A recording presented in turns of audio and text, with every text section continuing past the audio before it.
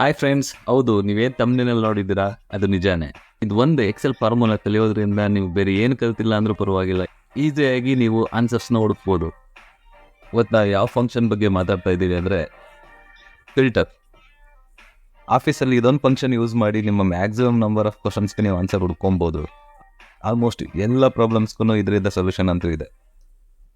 Just filter ಫಂಕ್ಷನಿಂದ ಒಂದರಲ್ಲಿ ಆಗಲಿಲ್ಲ ಅಂದರೆ ಇದ್ರ ಜೊತೆ ಬೇರೆ ಫಂಕ್ಷನ್ಸ್ನ ಕಂಬೈನ್ ಮಾಡಿ ಮಾಡೋದ್ರಿಂದ ತುಂಬ ಎಫೆಕ್ಟಿವ್ ಆಗಿರೋ ರಿಸಲ್ಟ್ಸ್ ನೋಡ್ಬೋದು, ಈಸಿಯಾಗಿ ಅನಲೈಸ್ ಮಾಡ್ಬೋದು, ಹಾಗೆ ಸಮರೈಸ್ ಮಾಡೋದಕ್ಕೆ ಎಫೆಕ್ಟಿವ್ ಟೂಲ್.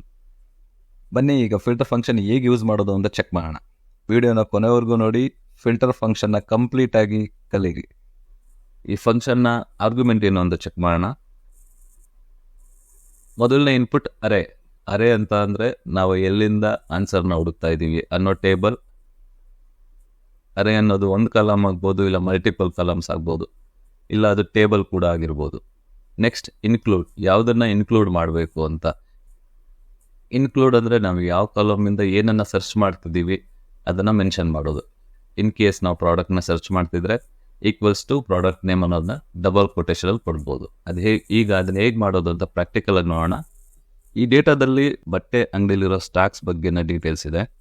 ಕಾಲಮ್ ಎ ಅಲ್ಲಿ ಪ್ರಾಡಕ್ಟ್, ಬಿ ಅಲ್ಲಿ ಟೈಪ್, ಸಿ ಜೆಂಡರ್, ಮೇಲ್ ಫೀಮೇಲ್ ಕಿಡ್ಸ್ ಅಂತ ಇದೆ, ಡಿ ಅಲ್ಲಿ ಕಲರ್ಸ್, ಇ ಅಲ್ಲಿ ಪ್ರೈಸ್, ಹಾಗೆ ಎಫ್ ಅಲ್ಲಿ ಲೊಕೇಶನ್ ಡೀಟೇಲ್ಸ್ ಇದೆ.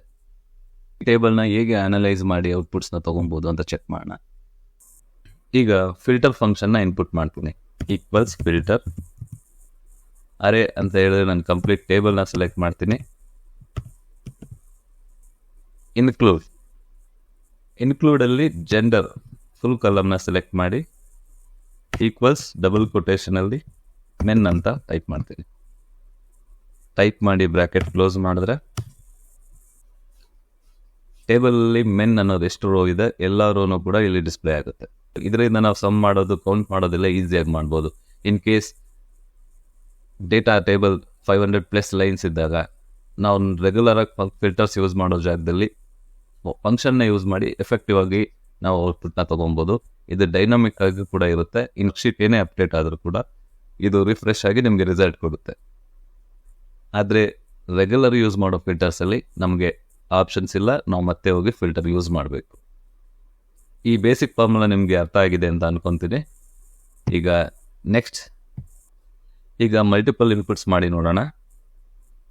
ಈಕ್ವಲ್ಸ್ ಫಿಲ್ಟರ್ ಅರೆ ಕಂಪ್ಲೀಟ್ ಟೇಬಲ್ನ ತಗೊತೀನಿ. Include brand type sports wear ಆಗಿರಬೇಕು. ನಾನು ಬ್ರ್ಯಾಂಡ್ ಟೈಪ್ ಕಂಪ್ಲೀಟ್ ಕಾಲಮ್ನ ಸೆಲೆಕ್ಟ್ ಮಾಡಿದ್ದೀನಿ. ಈಕ್ವಲ್ಸ್ ಡಬಲ್ ಕೋಟಲ್ಲಿ ಸ್ಪೋರ್ಟ್ಸ್ ವೇರ್ ಅಂತ ಬರೀತೀನಿ.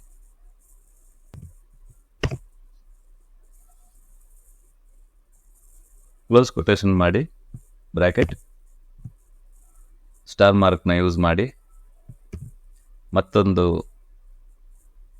ಆರ್ಗ್ಯುಮೆಂಟ್ ಕೊಡ್ತೀನಿ. ಅದು ಸ್ಪೋರ್ಟ್ಸ್ ವೇರ್ ಆಗಿರಬೇಕು, 200 ರೂಪೀಸ್ ಕೆಳಗಡೆ ಇರಬೇಕು. ಹೀಗಾಗಿ ಪ್ರೈಸ್ ಕಾಲಮ್ನ ಕಂಪ್ಲೀಟ್ ಸೆಲೆಕ್ಟ್ ಮಾಡಿ ಲೆಸ್ ದೆನ್ 200 ಅಂತ ಇನ್ಪುಟ್ ಮಾಡ್ತೀನಿ. ಬ್ರ್ಯಾಕೆಟ್ ಕ್ಲೋಸ್ ಮಾಡಿದ್ರೆ 100 ರೂಪಾಯಿ ಕೆಳಗಡೆ ಇರೋವಂಥ ಕಿಡ್ಸ್ ಪ್ರಾಡಕ್ಟ್ನ ಇಲ್ಲಿ ಡಿಸ್ಪ್ಲೇ ಮಾಡುತ್ತೆ. ಒಂದೇ ಐಟಮ್ ಇದೆ. ಫಿಲ್ಟರ್ ಫಂಕ್ಷನ್ಸ್ನ ಯೂಸ್ ಮಾಡಬೇಕಾದಾಗ ಸೆಲ್ ರೆಫರೆನ್ಸ್ ಮಾಡೋದ್ರಿಂದ ತುಂಬ ಯೂಸ್ಫುಲ್ ಇದೆ. ನೆಕ್ಸ್ಟ್ ಎಕ್ಸಾಂಪಲಲ್ಲಿ ಸೆಲ್ ರೆಫರೆನ್ಸ್ ಯೂಸ್ ಮಾಡಿ ಹೇಗೆ ಫಿಲ್ಟರ್ನ ಎಫೆಕ್ಟಿವ್ ಆಗಿ ಯೂಸ್ ಮಾಡ್ಬೋದು ಅಂತ ನೋಡೋಣ. ಈಗ ಫಂಕ್ಷನ್ ಇನ್ಪುಟ್ ಮಾಡ್ತೀನಿ. ಫಿಲ್ಟರ್ ಅರೆ ಕಂಪ್ಲೀಟ್ ಟೇಬಲ್ನ ಸೆಲೆಕ್ಟ್ ಮಾಡ್ತಿದ್ದೀನಿ. ಈಗ ಇನ್ಕ್ಲೂಡ್ ಟೈಪ್ನ ಕಂಪ್ಲೀಟ್ ಸೆಲೆಕ್ಟ್ ಮಾಡ್ತೀನಿ. ಈಕ್ವಲ್ಸ್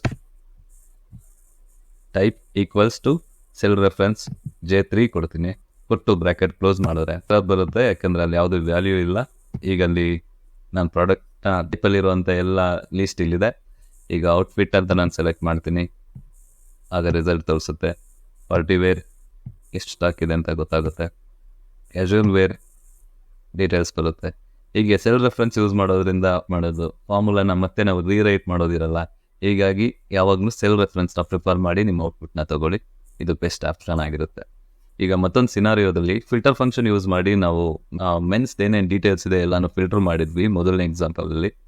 ಇನ್ ಕೇಸ್ ಅಲ್ಲೇನಾದರೂ ನಾನು ಮೆನ್ ಅಂತ ಟೈಪ್ ಮಾಡೋ ಹತ್ರ ಬೇರೆ ಏನಾದ್ರು ರಾಂಗ್ ವರ್ಡಿಂಗ್ಸ್ ಇನ್ಪುಟ್ ಮಾಡಿದ್ರೆ ನಮ್ಗಾಗ ಏನಂತ ಎರರ್ ಬರಬೇಕು ಅನ್ನೋದನ್ನ ಕೂಡ ನಾವು ಎಕ್ಸ್ ಲುಕಪ್ ರೀತಿನೇ ಇಲ್ಲಿ ಇನ್ಪುಟ್ ಮಾಡ್ಬೋದು. ಎಕ್ಸ್ ಲುಕಪ್ಪಲ್ಲಿ ಇದ್ದಂಥ ಆಪ್ಷನ್ ಇಲ್ಲೂ ಕೂಡ ಇದೆ. ಆ ರೀತಿ ನಾವು not in stock, no stock ಅಂತ ನಾವು ಇನ್ಪುಟ್ ಮಾಡ್ಬೋದು. ಅದನ್ನ ಈಗ ಫಾರ್ಮುಲಾ ಎಕ್ಸ್ಟೆಂಡ್ ಮಾಡ್ತಿದ್ದೀನಿ. ಮೊದಲು ನಾನು ಅರೇ ಸೆಲೆಕ್ಟ್ ಮಾಡಿದೆ, next gender equals to men ಅಂತ ಮಾಡಿದ್ದೆ. ಈಗ ನೆಕ್ಸ್ಟ್ ಇನ್ಪುಟ್ ಮಾಡ್ತಿದ್ದೀನಿ, ಇಫ್ ನಾಟ್ ನೋ ಸ್ಟಾಕ್ ಅಂತ ಆನ್ಸರ್ ಬರಬೇಕು. ಡಬಲ್ ಕೊಟೇಷನಲ್ಲಿ ನೋ ಸ್ಟಾಕ್ನ ಇನ್ಪುಟ್ ಮಾಡಿದ್ದೀನಿ. ಫಂಕ್ಷನ್ ಆಪ್ರೇಟರ್ಸ್ ಬಗ್ಗೆ ಮುಂದಿನ ವಿಡಿಯೋದಲ್ಲಿ ತಿಳಿಸ್ತೀನಿ. ಈಗ ಡಬಲ್ ಕೊಟೇಷನಲ್ಲಿ ನೇಮ್ನ ಬರೆದು ಬ್ರಾಕೆಟ್ ಕ್ಲೋಸ್ ಮಾಡಿದ್ರೆ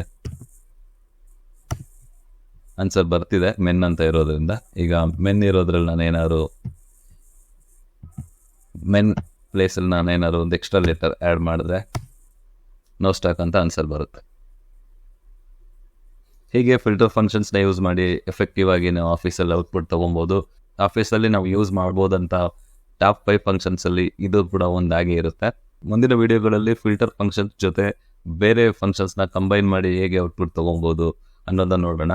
ಹಾಗೆ ಲಾಸ್ಟ್ ಎಕ್ಸ್ ಲುಕಪ್ ವಿಡಿಯೋದಲ್ಲಿ ಕೊನೆ ಸ್ಕ್ರೀನಲ್ಲಿ ತೋರಿಸಿದ್ದು ಇದೇ ಫಾರ್ಮುಲಾ ಆಗಿತ್ತು. ಇನ್ ಕೇಸ್ ನಮ್ಮ ಹತ್ರ ಇರೋ ಡೇಟಾದಲ್ಲಿ ಯೂನಿಕ್ ನಂಬರ್ಸ್ ಇದ್ದರೆ ನಾವಲ್ಲಿ ಎಕ್ಸ್ ಲುಕಪ್ನ ತುಂಬ ಎಫೆಕ್ಟಿವ್ ಆಗಿ ಯೂಸ್ ಮಾಡ್ಬೋದು.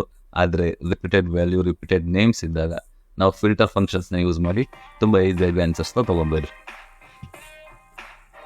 ಈಸಿಯಾಗಿ ಎಕ್ಸೆಲ್ನ ಕಲಿಯಿರಿ. ಹಾಗೆ ಎಕ್ಸೆಲ್ ರಿಲೇಟೆಡ್ ಎಲ್ಲ ಪ್ರಾಬ್ಲಮ್ಸ್ಗೂ ಎಸ್ ಅಂತ ಹೇಳಿ. ಇದೇ ರೀತಿ ನನ್ನ ಕೆಲಸದಲ್ಲಿ ಯೂಸ್ ಆಗ್ಬೋದಾದಂಥ ಎಕ್ಸೆಲ್ ಫಂಕ್ಷನ್ಸ್ ಪಬ್ಲಿಕ್ ಎಕ್ಸೆಲ್ ಶಾಲೆಯನ್ನು ಸಬ್ಸ್ಕ್ರೈಬ್ ಮಾಡಿ ಹಾಗೆ ಶೇರ್ ಮಾಡಿ. Thank you so much for watching.